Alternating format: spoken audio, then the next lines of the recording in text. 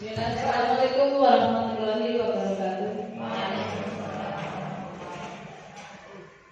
Yang terhormat Kepala Sekolah SD Negeri 3 Malian, yang saya hormati rekan sejawat atau guru serta karyawan-karyawati SD Negeri 3 Malian, serta rekan saya Pak Suminto yang sudah berkenan hadir. Terima kasih.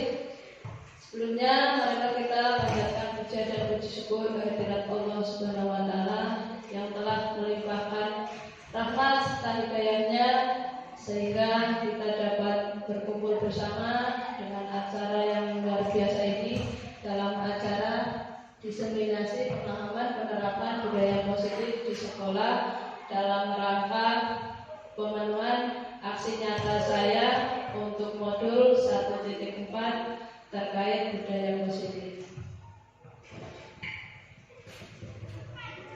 Sebelumnya saya terima kasih sekali khususnya untuk Ibu Diah Arum yang telah memfasilitasi saya atas terselenggaranya acara ini, dan itu salah satu dari sekian banyak bentuk dukungan sehingga acara ini bisa terselenggara dengan baik. Kemudian untuk rekan guru juga terima kasih sekali dan mohon maaf sudah menyita waktunya sebentar, dan terkhusus untuk Bapak Suminto juga terima kasih sudah berkenan hadir memenuhi undangan saya. Sebelumnya untuk mengawali kegiatan ini mohon untuk Bu Diah Arum berkenan menyampaikan sepatah dua patah kata menyambut acara ini.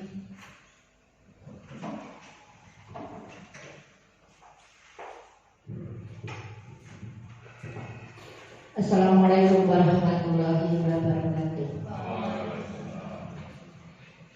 Kepada yang terhormat rekan saya Pak Suminto, yang terhormat Bapak Ibu keluarga besar SD 3 Malian, dan yang terhormat juga CGP Bu Mulyawati. Syukur alhamdulillah kita panjatkan puji syukur kehadirat Allah Subhanahu wa Ta'ala yang mana kita telah diberi kehormatan setelah hidayahnya sehingga kita dapat melaksanakan acara pada pagi hari ini. Sekarang kita ajukan kepada baginda Nabi Muhammad Sallallahu Alaihi Wasallam yang mana kita nantikan sahabatnya di dunia dan di akhirat. Amin amin ya rabbal alamin. Bapak Ibu yang saya hormati, mari kita mengikuti kegiatan pada pagi hari ini dengan sesama. Mungkin nanti ada kegiatan yang berdiskusi. Saya mohon untuk aktif mengeluarkan pendapatan atau undang-undang yang nanti mungkin Bu Mulyawati akan menyampaikan materi dulu, dan ada sesi diskusi atau tidak Bu? Monggo, ini sangatlah penting bagi kita karena ini adalah penerapan budaya positif di sekolah. Semoga dengan adanya kegiatan pada pagi hari ini untuk kegiatan yang positif, terutama kegiatan budaya positif di lingkungan sekolah kita akan tetap berjalan sesuai dengan yang nanti Bu Mulyawati sampaikan. sampaikan. Dari saya sampai sekian dulu. Bila ada kekurangan saya minta maaf yang sebesar-besarnya. Wabillahi taufiq wal hidayah. Wassalamualaikum warahmatullahi wabarakatuh. Terima kasih untuk pujian sambutannya yang merupakan itu motivasi untuk kita untuk lebih bersemangat lagi dalam melaksanakan kegiatan-kegiatan dan terutama peran kita di sekolah. Kemudian yang selanjutnya mohon Pak Suminto selaku rekan CGP saya di Kecamatan Madedenta mohon berkenan untuk memberikan sepatah dua patah kata terkait kegiatan hari ini. Langsung statement baik.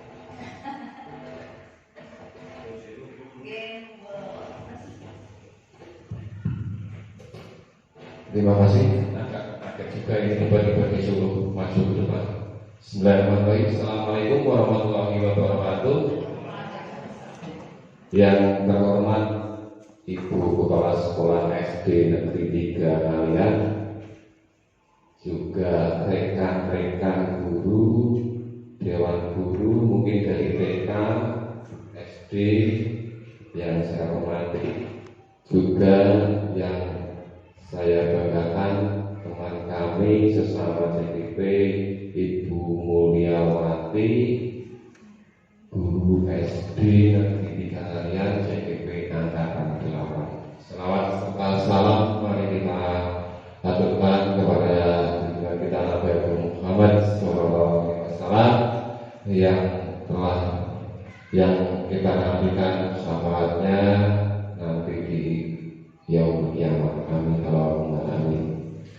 Selanjutnya tidak perlu saya panjang lebar, sedikit saya sampaikan bahwa kegiatan CGP ini memang betul-betul menyita waktu, namun demikian banyak sekali sisi positifnya, terutama memaksa kita untuk mengupgrade diri yang pada akhirnya membuat kita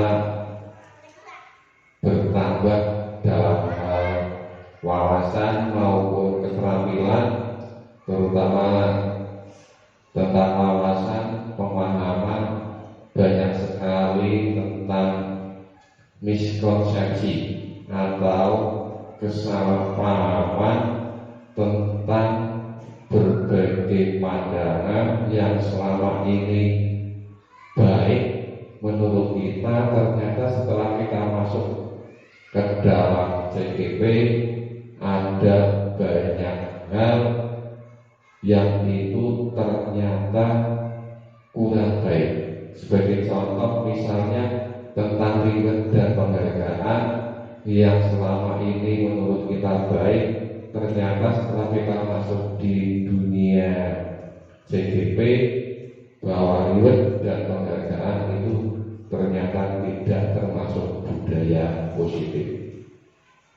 Dan masih ada banyak lagi teori-teori yang kaitannya dengan dunia anak-anak yang setiap hari kita hadapi. Sebagai contoh misalnya dalam kita membimbing anak yang melakukan kesalahan, di situ nanti akan ada banyak sekali posisi-posisi kontrol guru yang selama ini kebanyakan dari kita memposisikan diri sebagai penghukum, dan ternyata itu kurang baik. Yang betul adalah kita sebagai posisi manajer. Untuk lebih lengkapnya nanti biar disampaikan sama Bu Liyawati. Demikian sedikit kata dari saya, ada kurang lebihnya mohon maaf. Saya ini Assalamualaikum warahmatullahi wabarakatuh.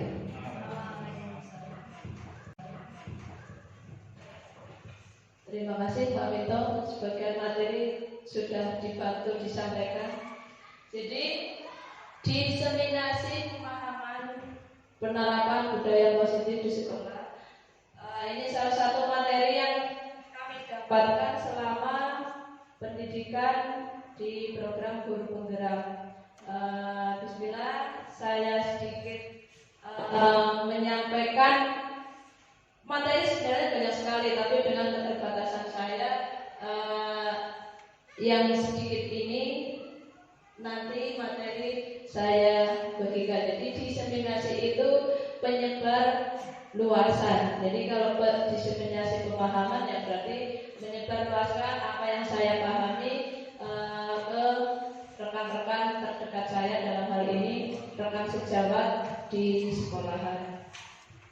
Baik, budaya positif di sekolah. Ini ada 8 inti konsep dari budaya positif. Jadi yang pertama itu perubahan paradigma belajar, kemudian disiplin positif, nilai-nilai kebajikan, kebutuhan dasar manusia, motivasi perilaku manusia, posisi kontrol guru, keyakinan kelas atau sekolah, segitiga restitusi. Jadi budaya di sini itu budaya yang bukan yang mengandung makna bahwa terkait dengan tradisi atau adat istiadat, itu bukan. Tapi budaya di sini itu segala tindakan yang sudah mengakar, dalam arti setiap tindak tanduknya itu sudah atas inisiatif sendiri. Jadi di sini itu kegiatan-kegiatan positif yang sudah membudaya. Jadi bukan budaya yang dalam arti kata tradisi, adat istiadat dan lain sebagainya. Nah, di sini perubahan paradigma belajar. Nah, kalau dulu belajar itu ya berarti guru menyampaikan materi, terus anak menyerap materi dari guru. Tapi di sini ada perubahan paradigma atau perubahan pandangan tentang arti belajar itu sendiri. Jadi di sini belajar yang sekarang dicanangkan atau dikumandangkan itu selalu mengandung prinsip berdiferensiasi, yaitu memenuhi kebutuhan anak. Jadi belajar itu sesuai kebutuhan anak. Jadi bukan disamaratakan, itu tidak.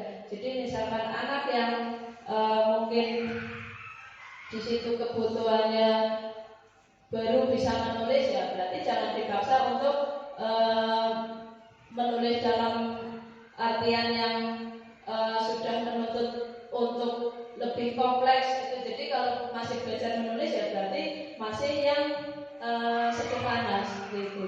Jadi di sini kebutuhan di sini itu tidak serta-merta semua kebutuhan di setiap anak itu harus per anak, istilahnya per kepala itu tidak, tapi kebutuhan cara belajarnya yang terutama. Nah, di sini miskonsepsi tentang teori kontrol. Miskonsepsi, jadi salah persepsi atau salah anggapan yang selama ini sering terjadi, dan terutama saya dulu juga seperti itu. Jadi sebelum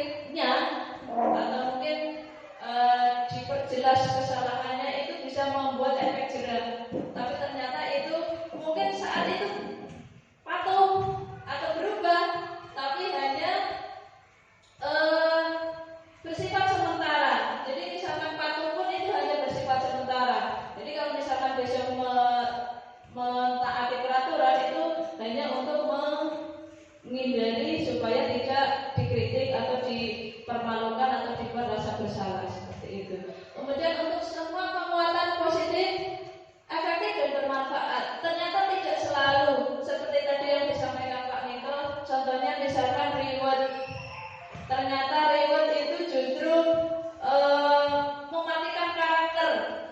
Mengapa? Jangan-jangan anak melakukan sesuatu itu hanya untuk menarik supaya mendapatkan rewardnya, bukan karena ingin maju, bukan karena ingin pandai, bukan karena ingin mengembangkan dirinya. Jadi walaupun sifatnya baik, penguatannya di situ baik, tindakannya baik, tapi efeknya belum tentu baik atau belum tentu efektif untuk membuat anak menjadi seperti yang kita harapkan. Kemudian miskonsepsi yang selanjutnya itu orang dewasa itu berhak memaksa. Jadi kita sering berpikir bahwa kami itu harus nurut dengan bu guru, misalnya seperti itu. Jadi karena kita orang dewasa, kita berhak melakukan atau mengontrol anak sesuai semau kita. Itu ternyata tidak. Jadi itu konsep yang keliru.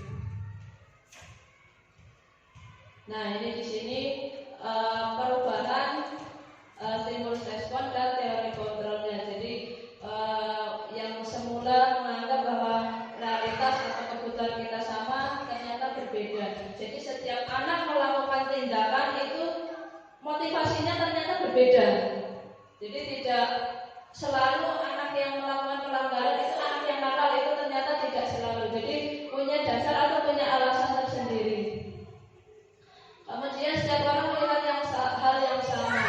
Ternyata setiap orang memiliki gambaran atau pandangan atau perspektif yang berbeda terhadap sesuatu yang dihadapinya. Kemudian kita mencoba mengubah agar berpandangan sama dengan kita. Nah, yang betul kita berusaha memahami pandangan orang lain. Jadi kalau kita mempunyai pandangan yang berbeda, itu jangan memaksakan orang harus sesuai keinginan kita.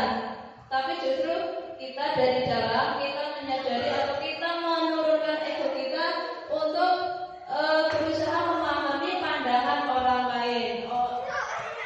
Pandangannya seperti itu ya, kita berusaha memahami. Jadi jangan memaksakan orang lain harus sama dengan kita.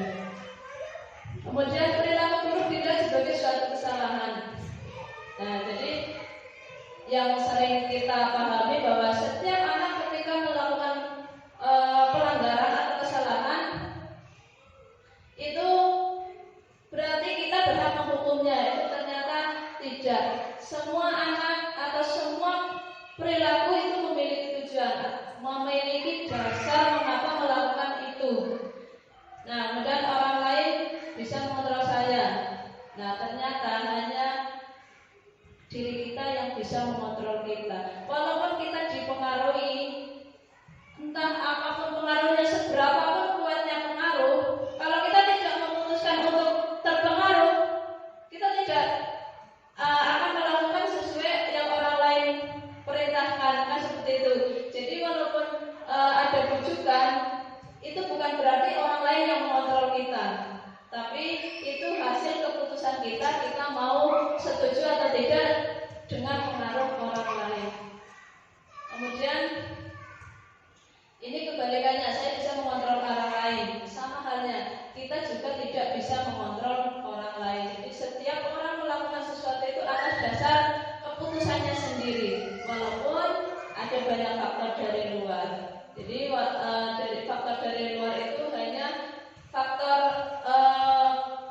pancingan atau stimulus, tapi untuk keputusannya itu tetap berada di diri kita. Kemudian pemaksaan ada pada saat rujukan gagal. Nah, ini yang harus diterapkan yaitu kolaborasi atau kerjasama, diskusi itu justru dapat menciptakan pilihan-pilihan baru. Jadi dengan berdiskusi nanti ada pilihan yang di situ sudah hasil dari kesepakatan bersama. Di sini model berpikir menang kalah. Jadi kalau berusaha mampu mengontrol orang lain, kita merasa menang, tapi bukan seperti itu. Jadi kita berpikir sama-sama menang. Sama-sama menangnya bagaimana? Jadi hasil keputusan itu hasil kesepakatan kita. Jadi kalau misalkan kita beda pendapat, ya bukan pokoknya harus pendapat saya yang dilaksanakan, itu tidak. Tapi dengan kita berdiskusi, berpikir bagaimana solusi yang terbaik itu. Nah, ini disiplin positif pengertiannya itu. Jadi disiplin berasal dari disiplina yang berarti belajar. Nah, di sini sebagai pendidik tujuan kita adalah menciptakan peserta didik yang memiliki disiplin diri sehingga mereka berperilaku mengacu pada nilai-nilai kebajikan universal dan motivasinya itu intrinsik dalam perubahan perilaku yang lebih baik. Intrinsik itu dari dalam diri. Jadi motivasinya itu bukan karena ini itu, tapi karena dari dalam dirinya ingin melakukan sesuatu yang lebih baik sesuai nilai kebajikan yang mereka yakini. Nah, ini nilai-nilai kebajikan. Nilai kebajikan itu nilai yang disepakati secara umum dianggap baik. Jadi semua orang menganggap kalau misalkan jujur, semua orang menganggap baik ya. Ya. Nah, jadi nilai kebajikan universal itu berarti nilai yang secara umum sepakat dianggap baik. Jadi tidak mungkin ada orang menilai jujur itu tidak baik. Walaupun ada istilah jujur ajur, tapi pada dasarnya jujur itu baik. Oke? Nah, jadi di sini nilai kebajikan itu yaitu yang tertuang dalam profil pelajar Pancasila.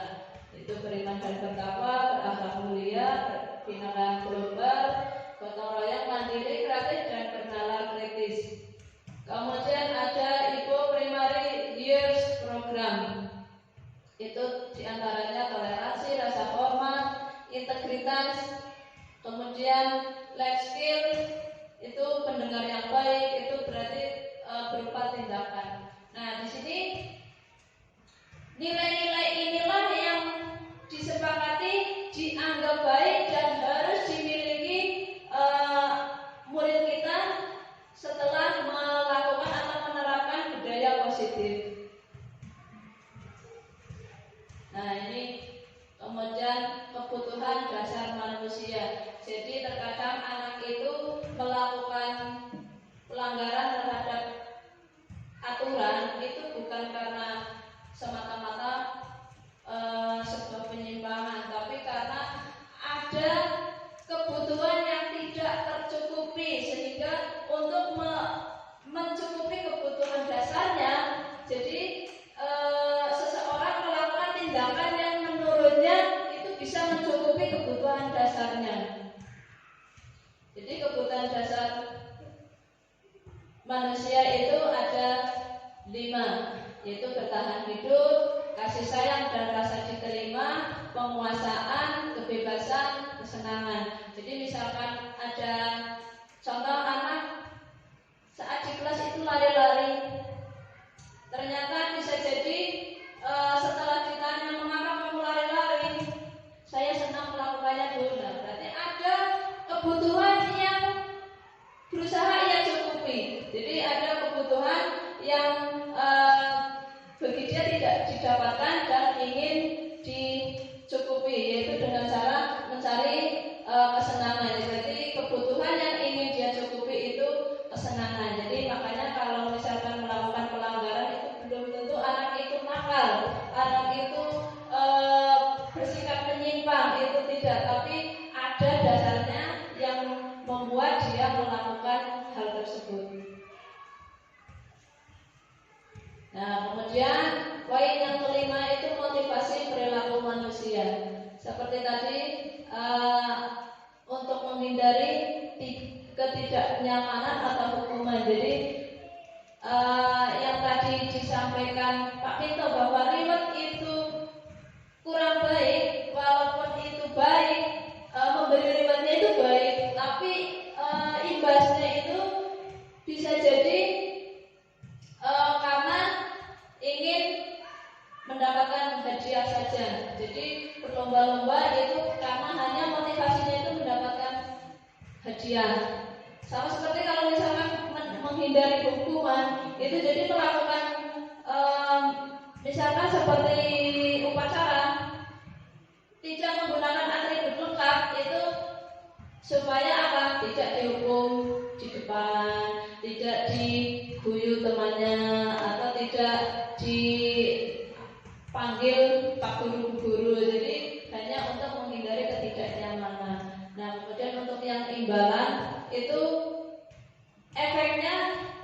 mematikan karakter di antaranya. Itu jadi anak mengembangkan kreativitasnya itu hanya untuk mengejar imbalannya atau rewardnya. Ketika rewardnya dihilangkan, misalkan besok diadakan kompetisi ini, tapi tidak ada hadiahnya, misalkan seperti itu.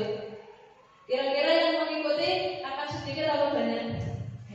Sedikit, karena motivasinya mengikuti lomba atau kompetisi hanya untuk mendapatkan penghargaan atau imbalannya.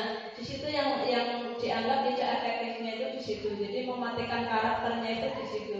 Jadi berlomba-lomba, bahkan efek terburuknya itu sesama teman justru bersaing secara tidak sehat hanya untuk mengejar imbalannya.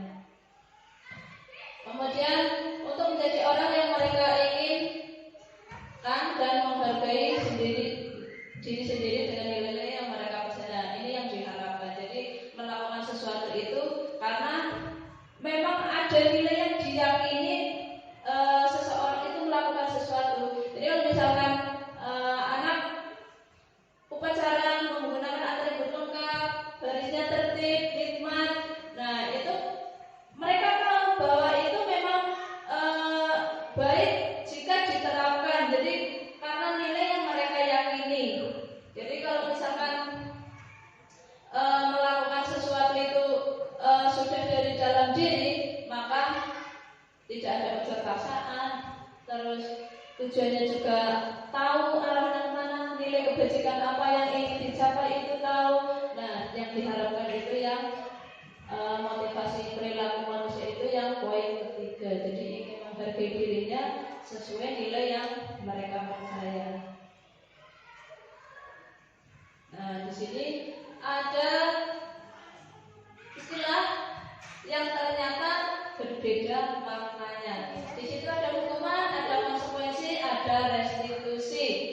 Kalau restitusi ini istilah yang asing bagi saya. Makanya kalau misalkan nanti ada mungkin kurang tepat penyampaiannya, mungkin nanti bisa ditanyakan ke rekan saya. Jadi hukuman itu bersifat tiba-tiba. Jadi kalau misalkan anak tidak menggunakan atribut lengkap, langsung disuruh maju baris ke depan, mengikuti upacara di barisan depan, misalkan dekat yang bendera seperti itu misalkan. Itu hukuman dan itu sifatnya melukai perasaan anak. Nah, hukuman itu biasanya hanya sepihak. Jadi karena anak itu salah, langsung pak gurunya langsung memberikan sesuatu tindakan yang mengakibatkan anak itu mungkin hatinya itu merasa tidak nyaman. Nah, di sini yang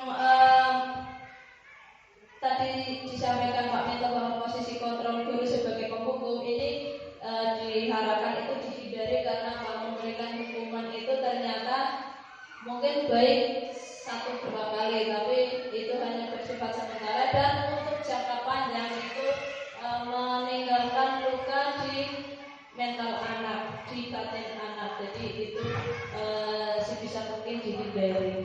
Nah, kemudian konsekuensi sudah hampir baik karena di sini sudah ada kesepakatannya. Tapi tetap saja kalau memberikan konsekuensi itu pilihan terakhir. Jadi untuk pemberian konsekuensi walaupun di situ sudah disepakati, tapi sebisa mungkin kalau misalkan masih bisa diatasi, jangan juga diberikan konsekuensi. Kemudian yang restitusi ini bukan pemberian akibat dari perbuatannya, tapi bersama-sama mencari solusi supaya untuk kedepannya itu tidak melakukan pelanggaran lagi. Jadi berdiskusi, anak diarahkan bagaimana cara atau langkah terbaik supaya tidak mengulangi kesalahan yang sama lagi. Nah, di sini 5 posisi kontrol guru, yaitu pemukul, pembuat rasa bersalah, sebagai teman, sebagai pemantau, dan sebagai manajer.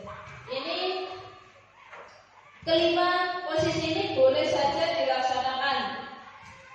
Hanya saja diharapkan yang terbaik, yang paling efektif itu sebagai manajer, yaitu di situ tidak mencari siapa yang salah dan siapa yang benar dan memberikan hukuman atau konsekuensi, tidak, tapi bersama-sama berdiskusi dengan anak mengapa melakukan demikian, kemudian rencana apa untuk perbaikan, kemudian memberi pengarahan keyakinan mana yang dia langgar. Nah, di situ. Jadi untuk penghukum itu tadi seperti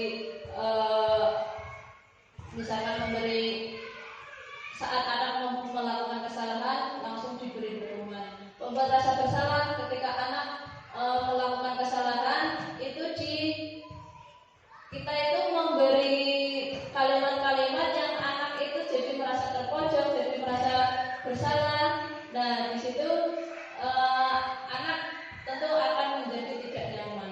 Kemudian sebagai teman di satu kondisi boleh ini bisa dilakukan, karena sebagai teman itu kan sebenarnya memposisikan kita itu sejajar dengan anak, setara. Jadi kita berdiskusinya juga enak. Nah, kalau pemantau itu hanya menunjukkan kesalahan-kesalahannya. Kesalahan ini yang kamu langgar, aturan ini yang tidak kamu patuhi. Nah, jadi itu posisi pemantau. Jadi yang terbaik atau yang paling efektif dan paling diharapkan untuk diterapkan itu sebagai manajer. Nah, ini contohnya. Jadi ketika siswa tidak memakai atribut lengkap saat upacara, itu langsung diberi hukuman hormat bendera selama 10 menit misalkan seperti itu. Nah, itu langsung secara tiba-tiba kan, jadi tidak ada kesepakatan atau di situ tidak ada negosiasi antara guru dengan murid, langsung diberi hukuman. Jadi kalau penghukum itu sifatnya sepihak dan tiba-tiba. Kemudian membuat rasa bersalah. Nah, di situ contoh kalimatnya itu, berapa kali ibu harus memberitahu kamu selalu mengecewakan ibu. Nah, di situ kan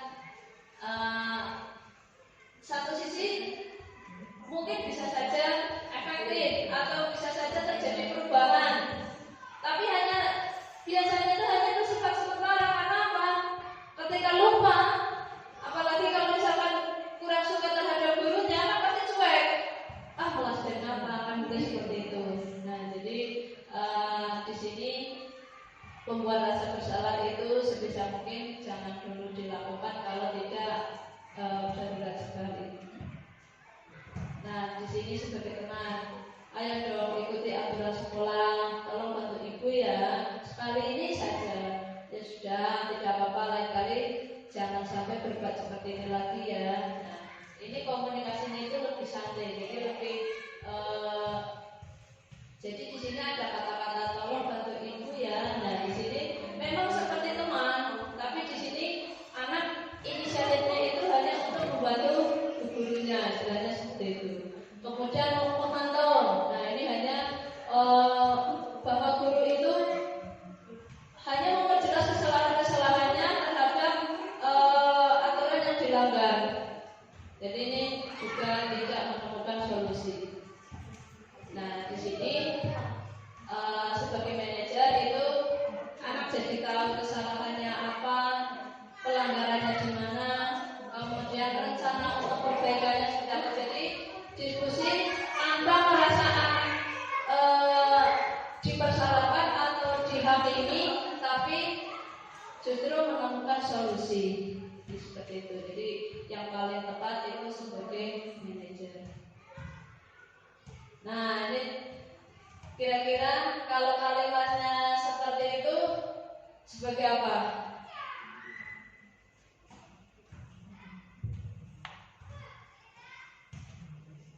Coba.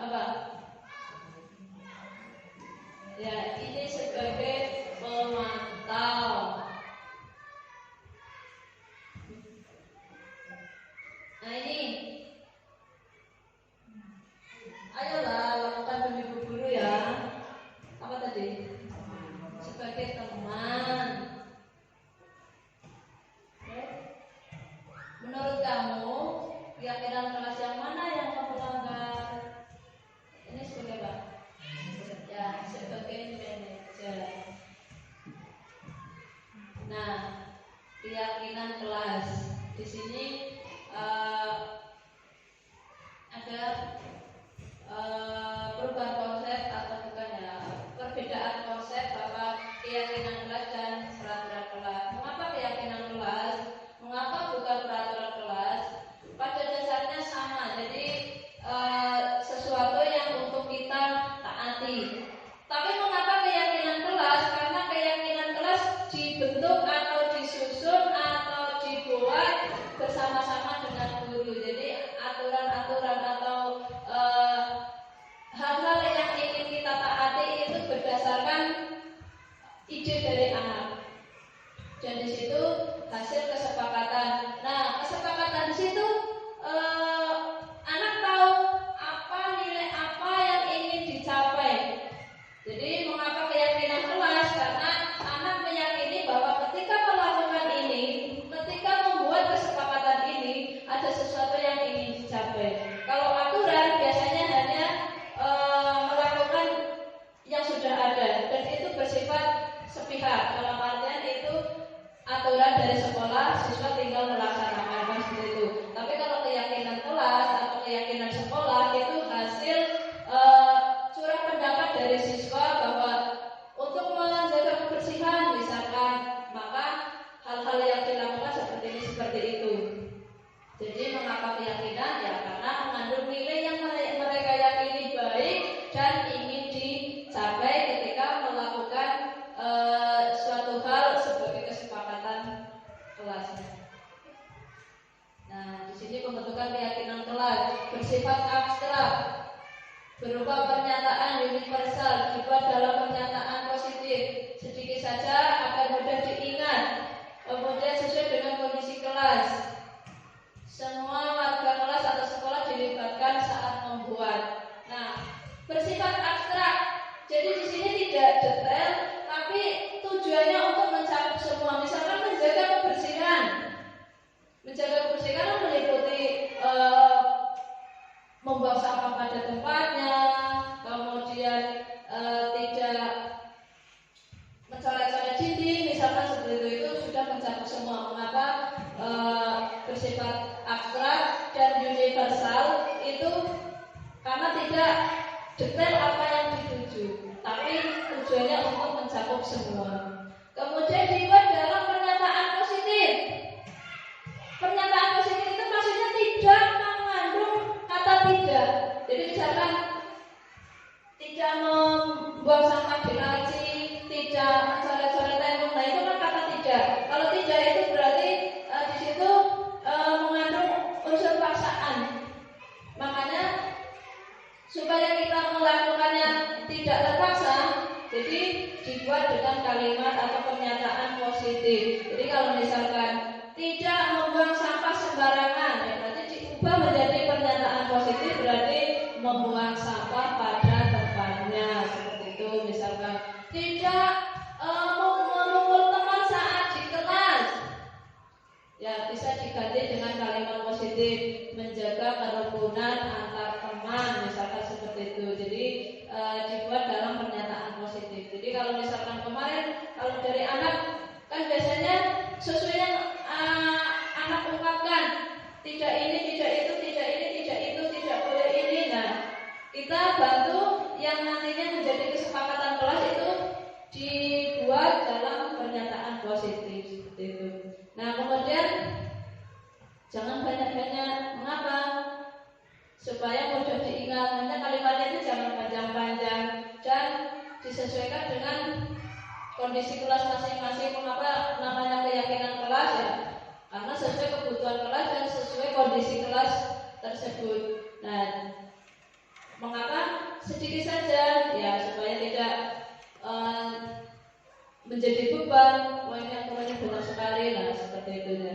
Jadi supaya mudah diingat dan mudah diterapkan. Nah semua warga kelas atau kalau keyakinan sekolah ya berarti semua warga sekolah dilibatkan. Karena apa? Supaya tahu bahwa itu hasil kesepakatan mereka, kesepakatan kita. Jadi kalau misalkan kemarin saya membuat kesepakatan kelas, ya berarti yang tahu hanya kelas 3. Jadi kelas yang lain kesepakatan tentu berbeda lagi karena apa? Ide-ide yang muncul juga berbeda. Nah, kemudian segitiga restitusi. Nah, ini upaya pendekatan terhadap anak dalam menyelesaikan suatu masalah atau pelanggaran bagi anak. Prosesnya itu ada 3: menstabilkan identitas, validasi tindakan yang salah, kemudian menanyakan keyakinan. Menstabilkan identitas itu contohnya ketika anak melakukan pelanggaran terhadap keyakinan itu kita istilahnya suasananya itu distabilkan dulu dalam artian supaya anak tidak panik, tidak ketakutan, tidak mungkin emosinya juga supaya stabil. Makanya di sini kalimat-kalimatnya juga yang bersifat menenangkan. Jadi contohnya misalkan berbuat salah itu wajar, tidak ada manusia yang sempurna. Itu juga pernah melakukan. Nah di sini tidak mencari siapa yang salah, tapi bersama-sama mencari solusi. Kemudian validasi tindakan yang salah. Validasi tindakan yang salah itu maksudnya anak itu melakukan kesalahan itu karena apa? Jangan-jangan ada kebutuhan dasar tadi yang tidak terpenuhi. Nah makanya tindakan yang salah itu karena apa? Di situ dicari alasannya. Oh pasti punya alasan melakukan hal itu. Nah, jadi makanya kalau anak melakukan pelanggaran itu belum tentu dia itu nakal atau itu menyimpang, tapi mungkin punya dasar atau punya alasan mengapa dia melakukan itu. Nah di sini ada misalkan kamu bisa melakukan yang lebih buruk dari ini.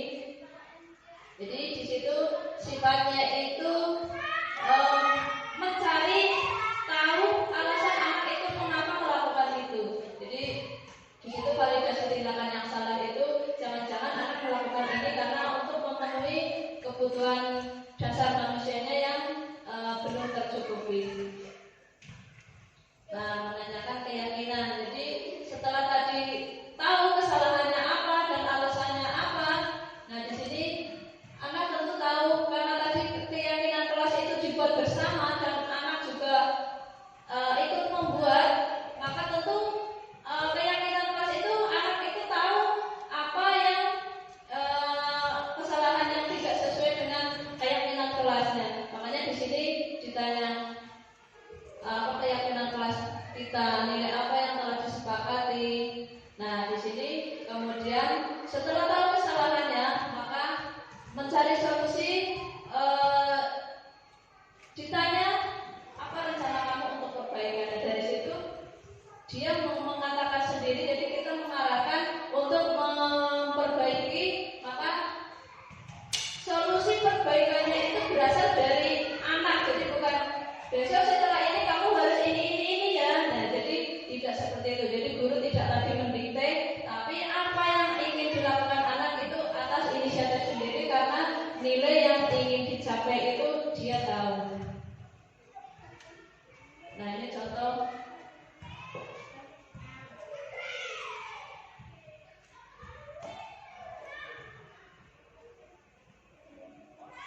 Nah ini contoh praktek penerapan segitiga restitusi. Jadi ceritanya di situ sedang pelajaran, anak itu saling mendorong. Jadi di situ ada kejadian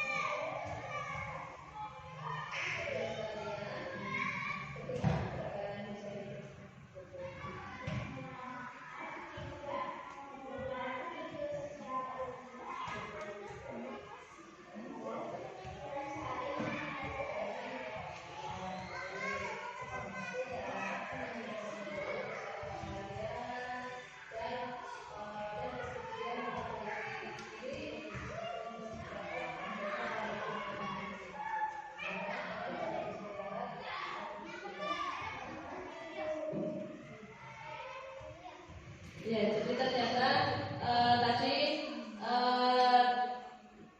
Nailis didorong oleh Alifah. Nah, yang ingin didapatkan Alifah atau yang mendasari Alifah berbuat demikian ternyata karena saat melakukan gerakan gerak laku, Nailis itu menghalangi. Jadi yang ingin didapatkan oleh Alifah itu kenyamanan. Jadi kenyamanan saat belajar, makanya Alifah mendorong Nailis. Nah, Nailis mengapa marah sekali dan memicu pertengkaran?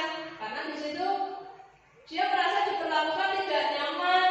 Jadi dia melakukan atau pembelaan terhadap harga dirinya. Terus saya tidak salah kok. Nah, misalnya seperti itu. Jadi di situ setiap anak melakukan tindakan ternyata ada alasannya.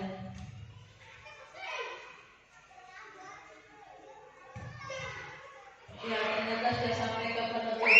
Jadi dalam penerapan disiplin positif itu hendaknya mari kita bersama-sama berkolaborasi, bersinergi untuk menciptakan lingkungan belajar yang aman dan nyaman, dan tentunya berpihak pada murid bahwa sasaran kita melakukan belajar atau pembelajaran itu untuk murid. Jadi mengapa harus berpihak kepada murid? Karena sasarannya itu murid.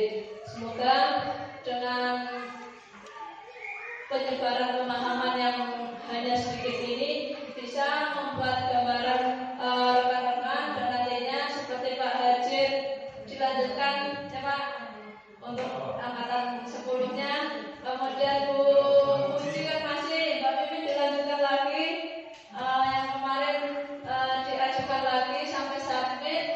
Nanti kita supaya istilahnya dalam kita berkolaborasi, bekerja sama, memajukan SD3 Malang itu istilahnya semakin kuat. Jadi kalau misalkan hanya bermodalkan satu lidi, tentu tidak bisa membersihkan sampah. Tapi kalau banyak lidi kita kumpulkan, tentu kita bisa membuat lingkungan jadi bersih dengan menyingkirkan sampah tersebut dengan lidi yang terkumpul. Demikian, kurang lebihnya mohon maaf. Sekian, assalamualaikum warahmatullahi wabarakatuh.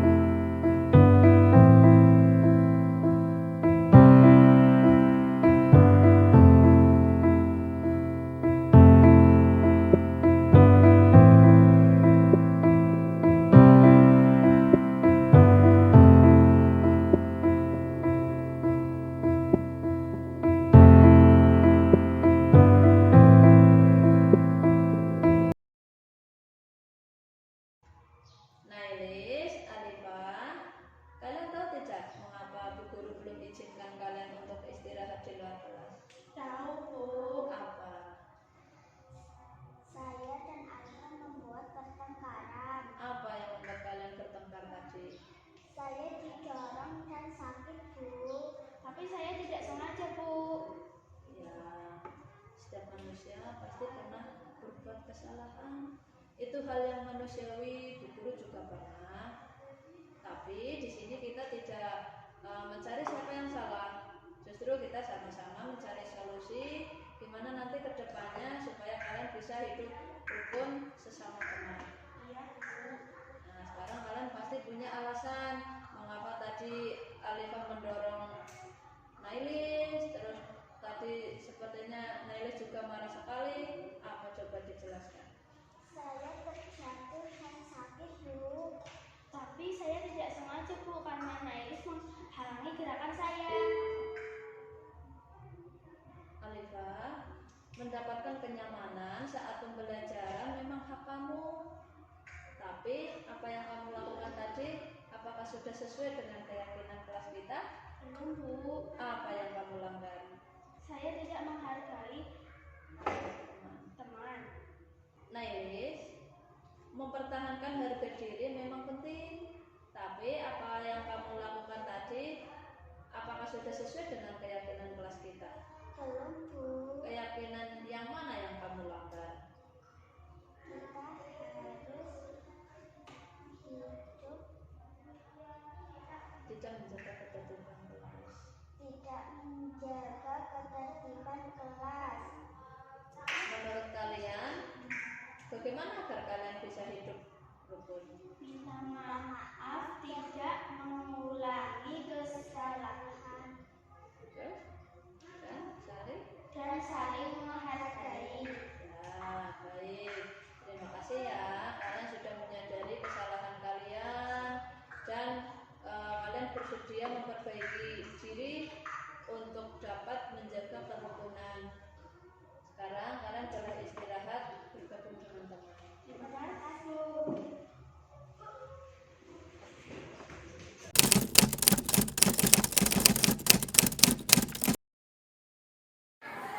Assalamualaikum warahmatullahi wabarakatuh. Perkenalkan, saya nama Muhajir, guru kelas 6 SD Negeri 3 Ngalian, selaku teman sejawat dari rekan kita beserta guru penggerak dari SD Negeri 3 Ngalian atas nama Ibu Mulyawati.